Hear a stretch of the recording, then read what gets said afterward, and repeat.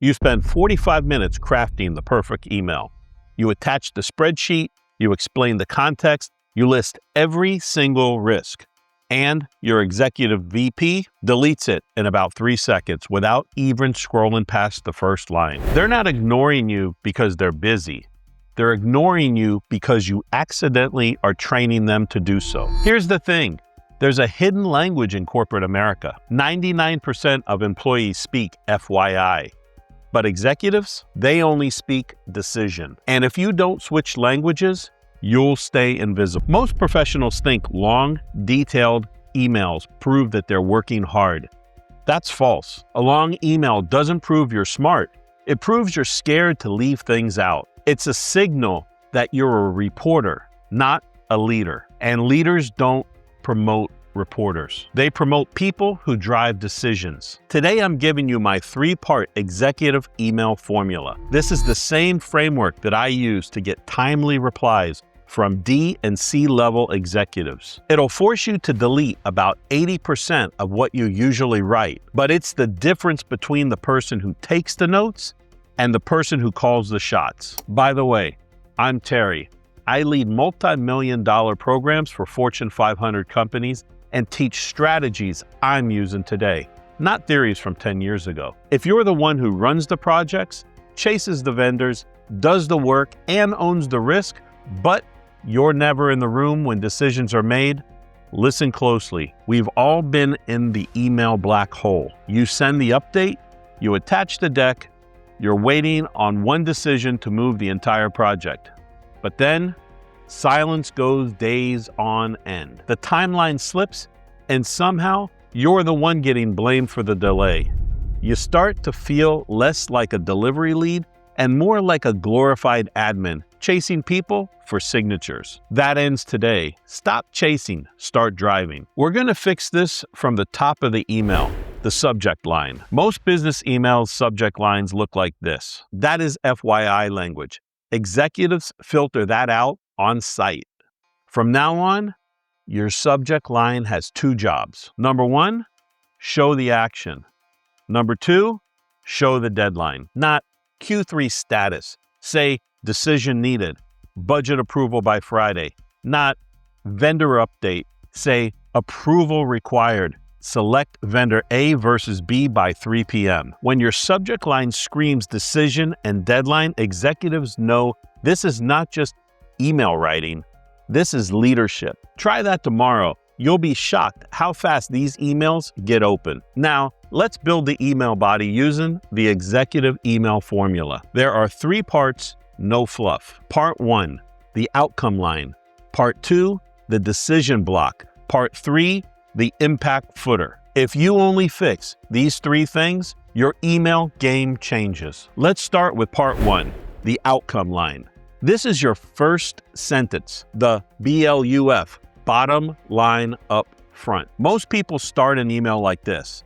I hope this email finds you well. Quick update on the project. I just wanted to circle back.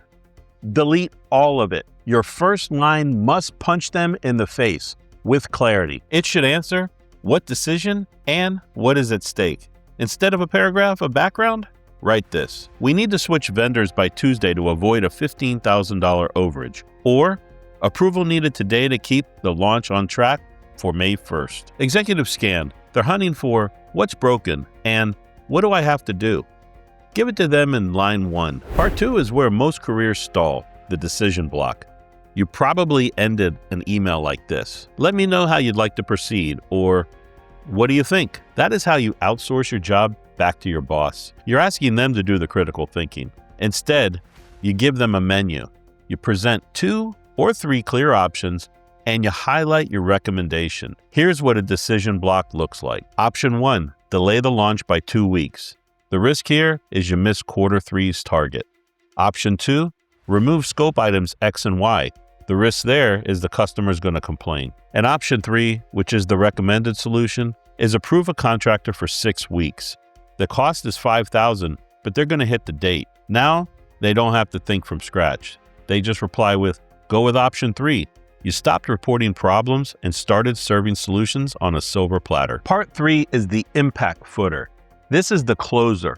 Most people end with, "Thanks, please advise," useless. The last line needs to state the consequences of no decision. You are activating loss aversion. Write this: if a decision is not made by Friday, we lose the contractor and launch is delayed by 2 weeks. Or if we don't approve the variance today, costs increase by approximately $12,000. Now you're not nagging, you're protecting the company's time and money. You sound like a peer, not a pest. Now, I know what you're thinking. Terry, writing options and risks, that takes too much time. Wrong. This is where we use the force multiplier. In 2026, I don't write emails from scratch. I use AI to do the heavy lifting in 30 seconds. I tell the AI to act as a chief of staff, not as a copywriter. Take my raw notes and force it into the BLUF framework. Bottom line, up front. I have it produce 3 bulleted options with risks and costs, and for it to be aggressive and direct. You just paste the prompt, dump your notes, and it hands you a decision-driven weapon instantly. That's how you scale. Let's go through a live teardown, and I'll give you the actual prompt I use so you can see the value. Theory is useless if you can't apply it. So let's fix a real email together. I'm going to show you the kind of email that gets ignored, and then we'll rebuild it using the executive email formula. Here's the kind of business email I see all the time. Pause the video for a second. Read the email. Does this look familiar? Let me know in the comments. What is the most annoying non-update email you receive every week? Now, let's break this down. First, the subject line. Update regarding the vendor situation. No action, no deadline, no urgency. If I'm an executive, this looks like homework. I'm skipping it. Next, the warm-up. Hope you had a great weekend. Just wanted to circle back. That's 15 words of pure filler before you say anything that matters. If you don't believe me, take a look at an executive email in your organization and tell me if they waste words. Next, the actual problem. Budget constraints and timeline risk is buried in paragraph 2. By the time I get here, I've already checked out. And the closer? Let me know what you think the best way to proceed. That is the kiss of death. You've just taken the decision that you should be making and handed it back to your boss wrapped in bubble wrap. Now, let's fix it. Step 1, fix the subject line. Remember the quick win from the beginning of the video? Rewatch it if you need to. Change this to this. Decision needed. Choose vendor by Wednesday to avoid Q3 delays. Now, the executive instantly knows there's a decision and there's a deadline and there's a risk. Step 2, add the outcome line. Instead of starting with, hope you had a great weekend, we go straight to the point. Let's run the prompt and I'll show you what I mean. Outcome, approve vendor B now to lock the manufacturing slot and protect Q3 launch and revenue commitments. One sentence, they know exactly what this is about. Step 3, build the decision block. Vendor B recommended, $18,000 over budget total, best SLA, already security approved, guarantees ship dates, lowest execution risk, protects board commitment. Vendor A, lowest cost, unproven in the region, slower SLA, higher schedule risk, unknown feature rate, likely creates new delays. Stay with vendor X, zero switching cost, already slipped twice, high probability of another miss, morale and overtime costs continue. Decision required by Wednesday close of business. If delayed, we lose the factory slot, incur a guaranteed 3-week slip, and miss Q3 revenue by $230,000. Board commitment breaks, launch credibility takes damage, and overtime and morale issues continue. Approval requested. Yes or no on vendor B today. That's it. Same situation, same facts, completely different power. The first email is FYI.